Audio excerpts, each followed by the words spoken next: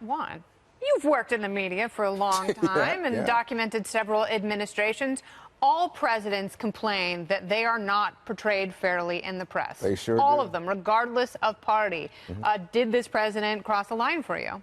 Well, it crosses a line when he talks about pulling somebody's license, because then that suggests that he's the determinant of what's legitimate and illegitimate in terms of press.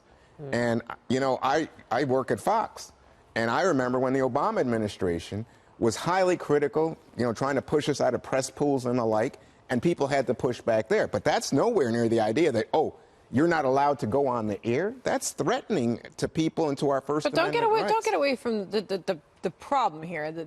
There are fake news stories every single day that are put out there. The president's acknowledging that this is a problem. It's a growing problem. Are you not acknowledging the biased nature of the mainstream media?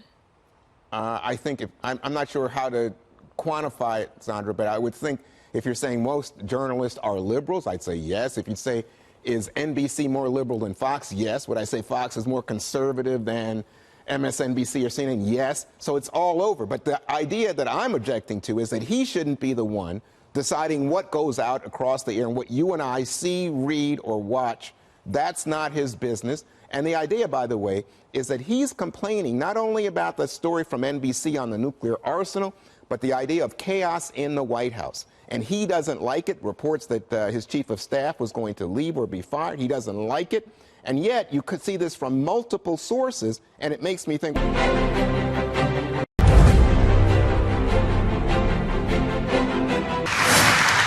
I have identified, and I've even talked to this audience, I've never seen any one person face as much in terms of attacks as you have.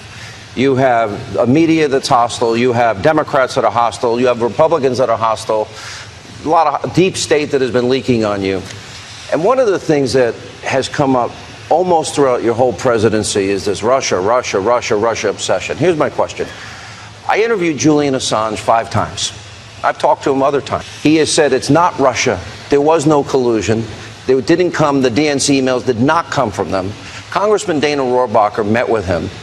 And he says he has proof positive evidence that would show the Trump campaign never colluded with Russia.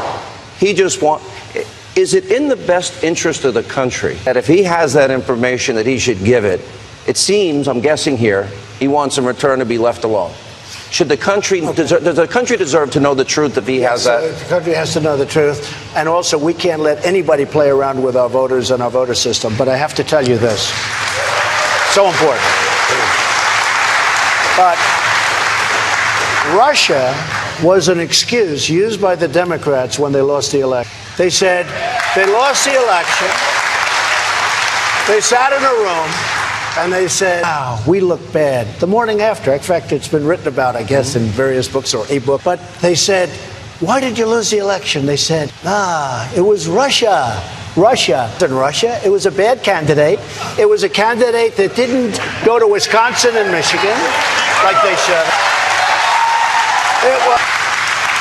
It was a candidate that spent tremendously more money than I did, as you know, more than double, and didn't do well in Pennsylvania, this great state, didn't do well in Florida, didn't do well in North Carolina or South Carolina. I mean, lost Wisconsin for the first time in decades, lost Michigan. Now, with all of that being said, bad candidate, but they said Russia. Then they say, and it was Trump that colluded with Russia. I'm saying, I did? So look, here's the story, and I think it's so important. This was an excuse by the Democrats, and people got carried away. This was a terrible, and it's very bad for our country what's happened, because how to deal with Russia during this campaign? Forget it. Forget it. This was an excuse that was used by the Democrats. It was an excuse for losing an election that, frankly, they should have won, because winning the Electoral College is so easy for a Democrat. They start off with 3 major states, and to win the Electoral College for a Democrat, it's almost like a given. That's why people said, you cannot get to 270. Well, we got to 306, okay, because we won a lot of additional states. We won a lot of it. But I thought it was very sad when I saw this, because they're using excuses. And, you know, one other thing I have to say, The Electoral College I never appreciated. I would rather have a popular vote. For me, it's easier because you go to different states. For me, the popular vote is easier. But the one thing about the Electoral College, it takes you around to states that you would not go to otherwise. So it's been a great thing. But I say this, we had an unbelievable, unprecedented election. I'm so proud of my people. I'm so proud of you. You know, I did this show when a lot of people said, well, I did it a lot. Yeah. A lot of people, I guess people are watching. Only the second one that since you've been president, but I'm glad to have you. No, but a lot of people, that's right. Maybe we won't do it anymore with him, right? Well, hey. Well, come on, help me out here. We don't need it so much. But I will say this.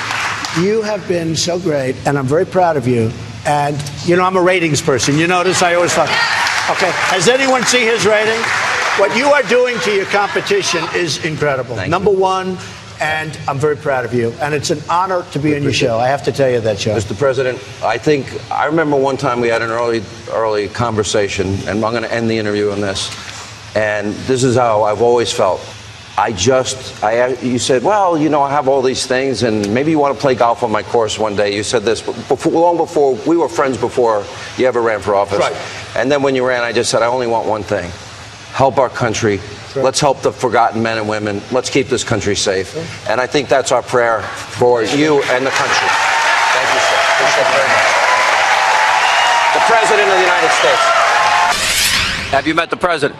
I've met the president at a couple rallies, sure. How do you feel the job he's doing, Congress is doing, and the media? Well, first of all, the media we're not even going to talk about because it's a waste of time because they don't report anything fairly. In terms of the job that the president's doing, Congress needs to get on board and realize Donald Trump, love him or hate him, he is what America picked. So if Congress wants to be reelected in 2018, they should think about what the people voted for in November of 2016. So how is the president doing? Great. Excellent. How is the Congress doing? Terrible. How's the president doing? He's doing a fantastic job so far, I think. Congress?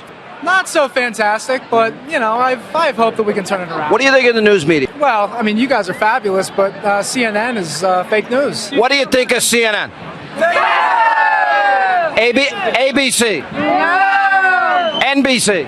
No. CBS? No. MSNBC? No. How's the president doing? I think he's doing an absolutely phenomenal job. Yeah? What do you think of Congress? I think Congress is being, I feel like they're playing the politics of everything. I think each and every congressman got to understand that, look, we got to do what's right for the country. And listen, I really come together.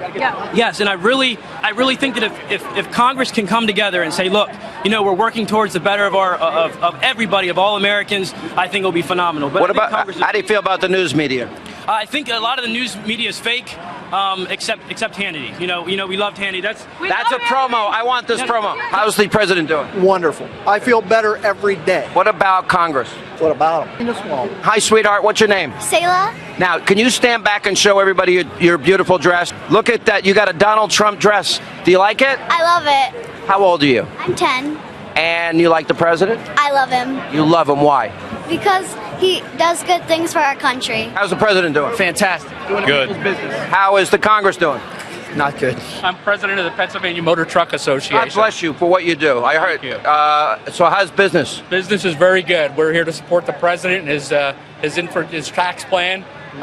Certainly reduce corporate and individual tax rates are going to help our industry. Yeah. It worked for Reagan. It worked for Kennedy. Why wouldn't it work now, right? Absolutely. It's going to enable... Is Congress going to get this done?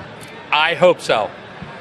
I'm cautiously optimistic. Yeah. How do you feel the news media treats the president? Horrible. Horrible. Fake news. Fake news. You're tired of it? I'm tired of it. Yeah. And all of them, pretty much. Yes. All of them. Except me. How wait? Except Sean Yeah, exactly. Thank you.